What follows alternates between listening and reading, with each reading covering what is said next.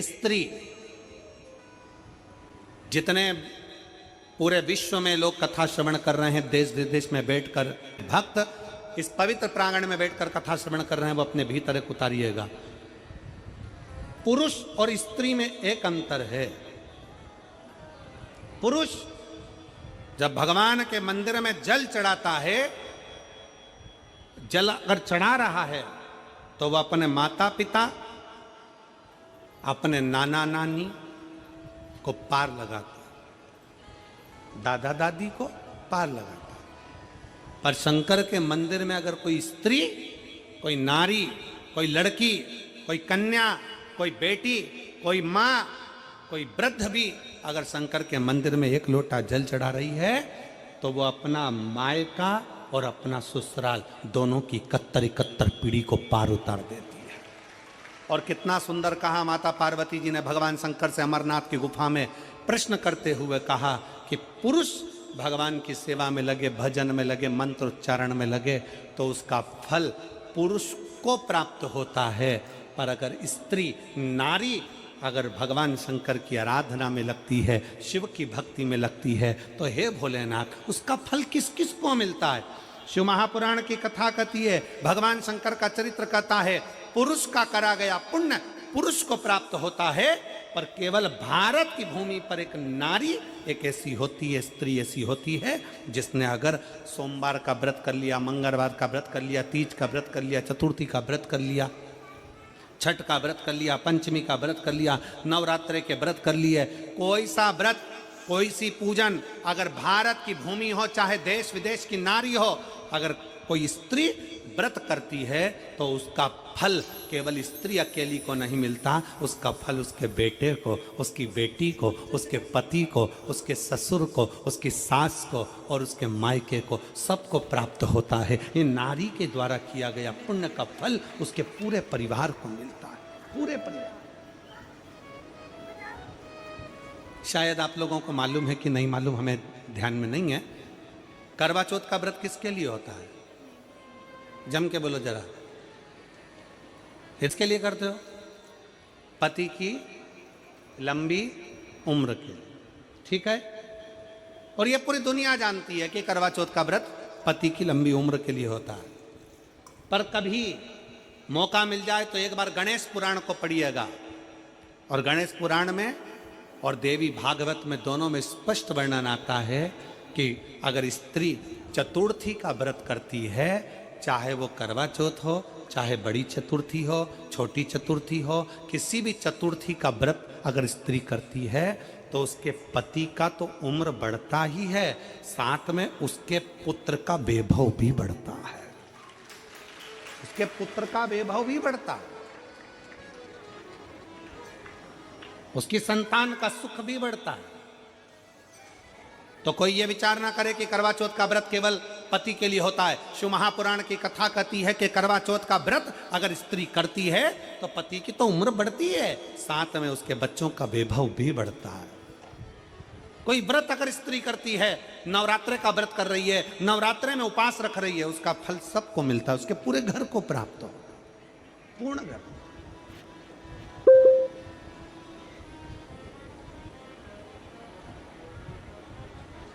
शिव तत्व, शंकर की अविरल भक्ति, शिव की उपासना,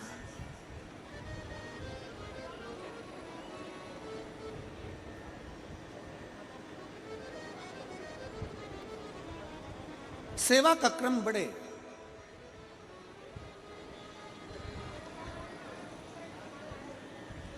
मंत्री से ज्यादा मंत्र पर भरोसा रखो,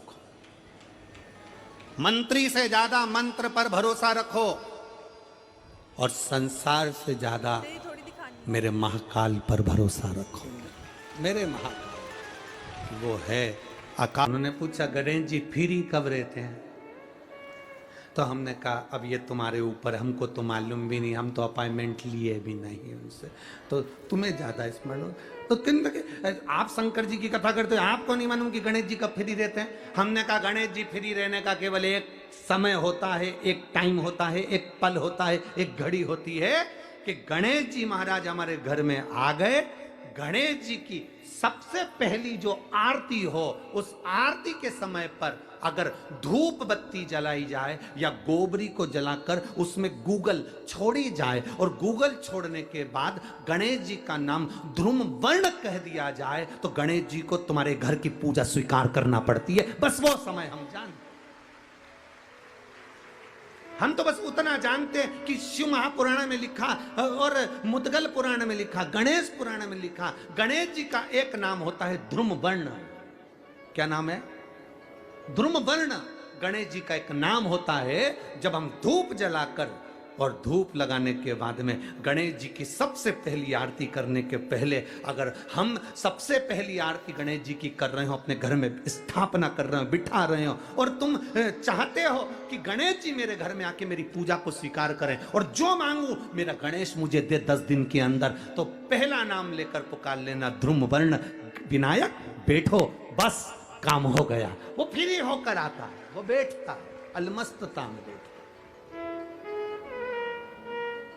अब वो हमसे पूछे समय क्या है, हमने कहा देखो हमारे को तो मालूम नहीं, बस इतना जरूर जानते हैं कि ध्रुम वर्ण नाम के मेरे विनायक, जो जिनके शरीर से भक्तों के ताप मिटाने के लिए अग्नि तेज निकलता रहता है, जिनके शरीर से धुएं की भांति अग्नि प्रकट होती रहती है। अग्नि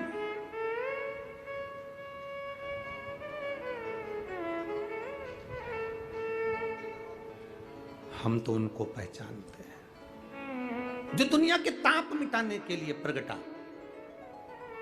उनके शरीर से अग्नि धुआं तेज पुंज प्रकट हुआ। वो ध्रुम वर्ण विनायक साधारण, उसका केवल नाम उच्चारण कर कर भी अगर विराजित किया जाए, वो आया स्वीकार करेगा।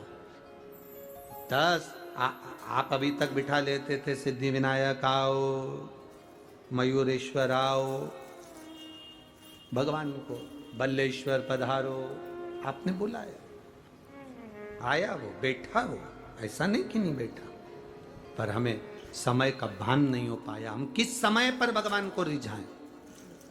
परमात्मा को रिझाने का कोई समय होता है? भगवान को तो जब तुम्हारी मर्जी पड़ जाए, जब तुम्हारा दिल कर जाए, तब मेरे भगवान को रिझाने का प्रयास करो, वो तुम्हारे करीब में आकर बैठ जाएगा। जब तुम्हारा मन पड़े, जब तुम्हारी मर्जी पड़े।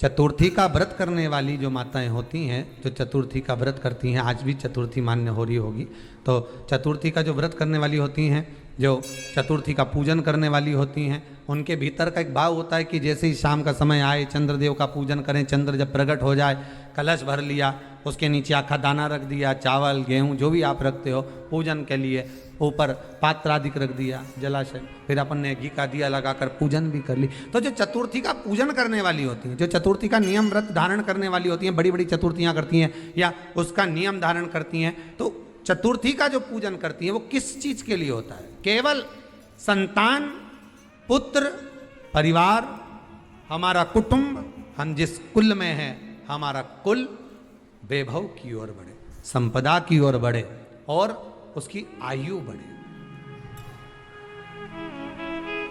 उसकी आयु बढ़े, वैभव बढ़े। बहुत ध्यान दीजिएगा महाराज, चतुर्थी की पूजन में जो आप आखा दाना रखते हो, गेहूं वगैरह कुछ भी जो रखते हो, उसकी बड़ी महत्वता होती है महाराज।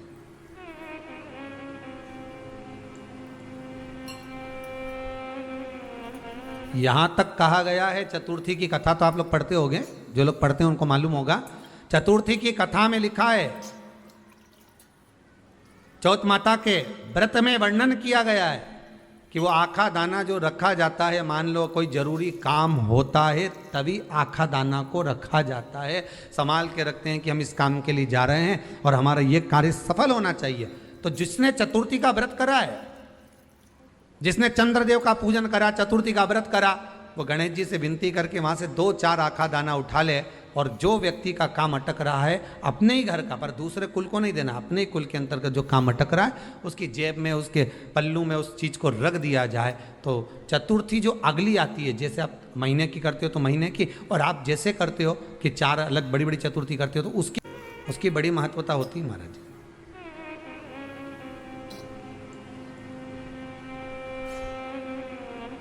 यहां तक कहा गया है, चतुर्थी की कथा तो आप लोग पढ़ते होंगे, जो लोग पढ़ते हैं उनको मालूम होगा।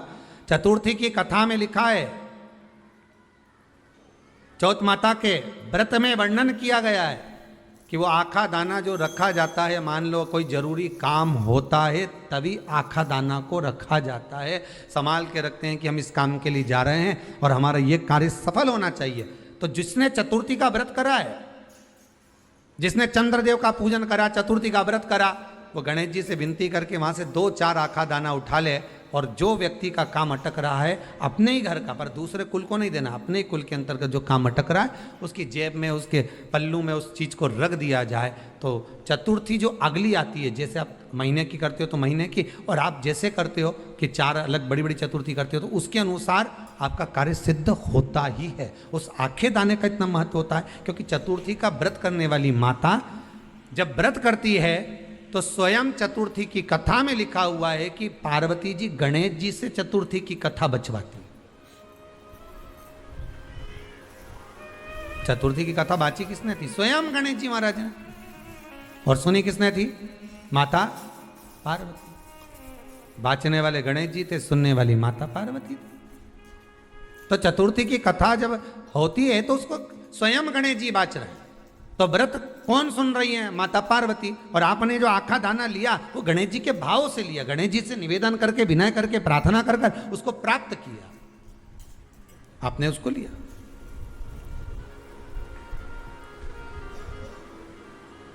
फल प्रदान कर देता है, कार्य की सिद्धता देता है। और एक और चीज ध्यान रखिएगा, जिसको